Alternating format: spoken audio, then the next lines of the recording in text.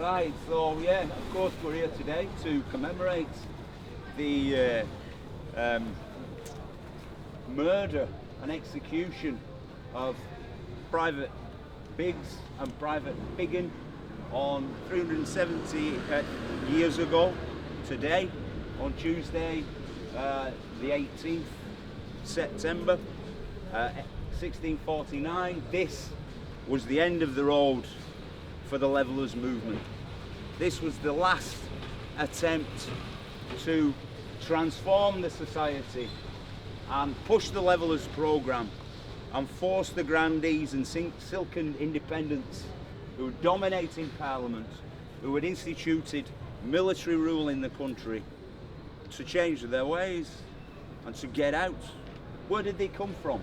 Private Biggs and Private Piggin. Well, there was a long prehistory to the Leveller movement, stretching through the 1620s and 30s. The first recorded mention of the Levellers were anti-enclosure rioters in the Midlands and Oxfordshire in 1607. Well, the term probably goes back, way back into the Middle Ages, and it meant levelling enclosures, people thrown off the land. But then it came to mean other things. Levelling social hierarchy, levelling those arrogant tyrants who would set themselves above the people. John Lilburne, of course, freeborn John, the most famous leveller, carried on his campaign through the 1630s, imprisoned, exiled in Holland, and came back. He was amongst all the independent free churches in London and all the apprentices in London, crying out against the arbitrary government of King Charles I, who had prorogued Parliament, prorogued tyrannical and arbitrary power of arrogant fools who think they are born to rule. Henry Martin, the Republican wit of Oxford, born here in Oxford, said, "No one's born with spurs to ride, and no one is born with a saddle to be ridden on." And he linked up with John Lilburne in London and Richard Overton.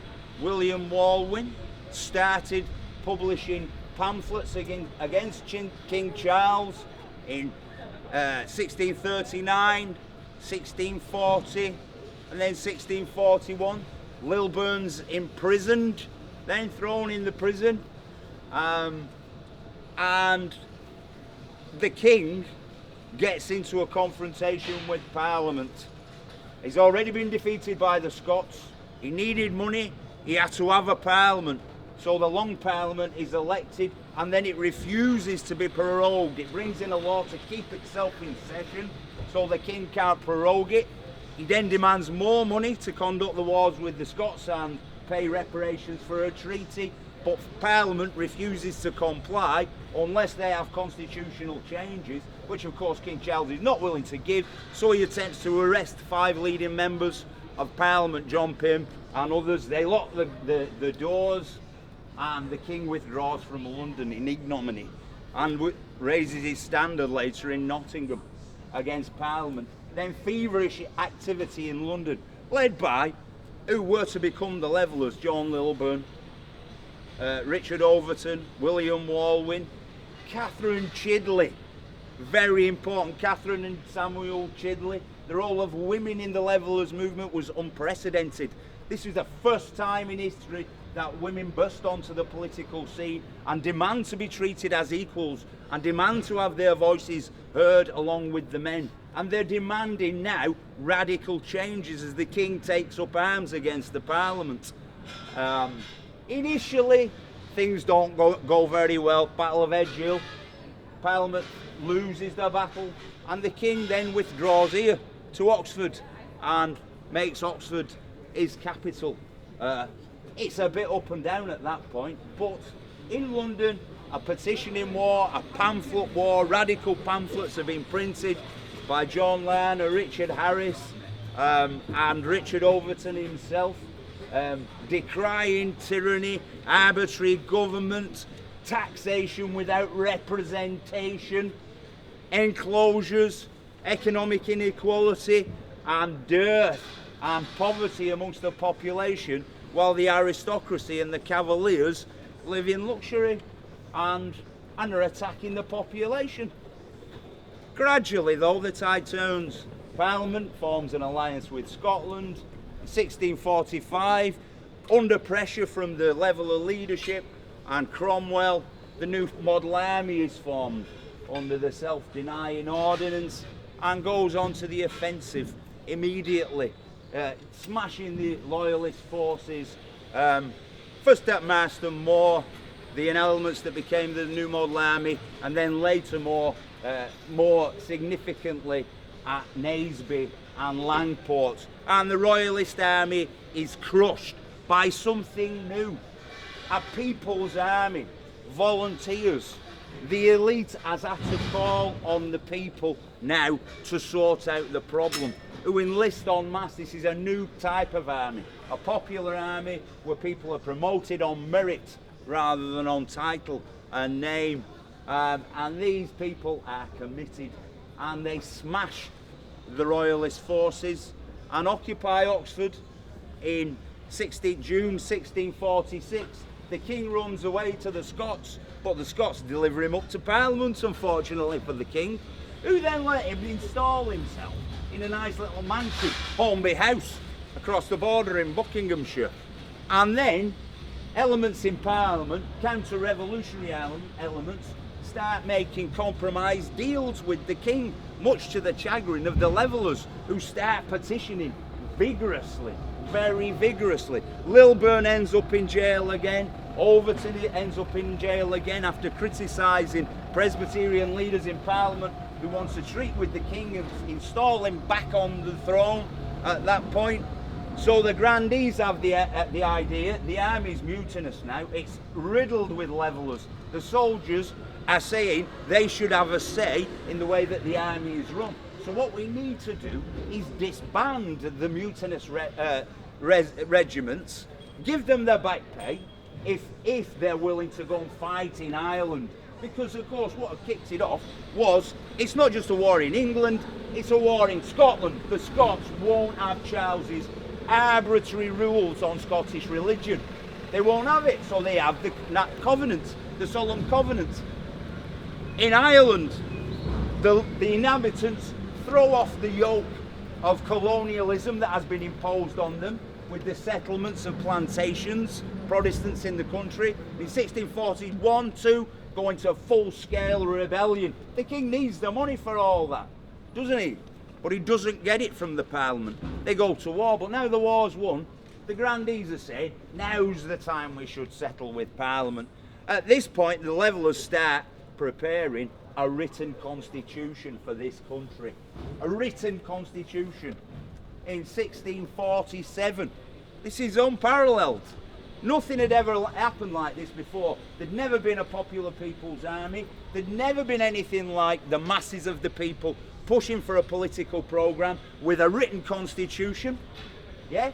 And now they're demanding universal suffrage. Some of the Levellers, Lilburne initially included, but certainly Samuel Chidley and his wife Catherine, are demanding absolute universal suffrage for women as well as men. In 1649, unprecedented that women should be allowed to even talk about having a say in affairs. Never mind the rough and common swinish multitude, as Oliver Cromwell described his troops, of clubs and clout and shoon. Yeah? Just the dregs of society are being called on to fight the king now at this point, and they resent the idea that the king will be installed back on his throne without a by your leave, back to the status quo ante, while some grandees get some nice things out of it and more oppression for them. They refuse to be sent to Ireland until a new political system is installed in the country, an egalitarian democratic constitution with universal manhood suffrage, with the right to silence. That was a key thing for John Lilburne. Yeah, he's arrested defending London. He led the London trained bands in stopping the royalist armies, occupying the city in 1643. He's captured by the royalist army and brought here to Oxford and tried for his life treason and sedition to be executed. His wife Catherine gets to Parliament to make an announcement that they will execute royalist prisoners of war unless Lilburne is released. And Elizabeth Lilburne walks all the way from London to Oxford to deliver that notice to the governor of the jail. And they immediately released John Lilburne on that news. And John Lilburne insisted no one should incriminate themselves, but we don't have that right now because class traitors like Jack Straw and Tony Blair took that right away from us, not to incriminate ourselves in front of arbitrary courts like Star Chamber. We have migration courts in this country now, which are like immigration courts, which are like Star Chamber. We have illegitimate judicial bodies in this country exercising arbitrary power right now. We need levelling right now. Right now. But anyway, so that's what happened. They want to disband the radical regiments and they want to send the rest on an imperialist war of conquest in Ireland. The soldiers refuse. Parliamentary commissioners are sent to Oxford to get the Royal Parliamentary, the Royal Artillery train in the Mint, but they won't let them take it. They won't let them take those weapons down to Parliament. They won't let them disband the new model army. They won't go on an imperialist war of conquest in Ireland. But what they can do, along with Cornet Joyce, 500 troopers from Thomas Rainsborough's regiment, and the regiment here in Oxford, one of the most radical in the new model armies, decide by popular mandate on the 2nd of June 1647 to arrest the king, to arrest him. Ordinary people, just ordinary men. They charge off from Oxford, over the border into Buckingham, to Hornby House, grab the king, and the king says to Cornet Joyce, "By what authority do you arrest me, you a mean commoner, and me your king?" So Cornet Joyce pointed to the 500 troops. "This is my authority, these men here, and this is my authority," the sword at his side. And the king was taken away, and the army goes into full mutiny. Levellers throughout the army, the regiments start electing agitators to represent them, and they demand that their representatives have a seat on the army council.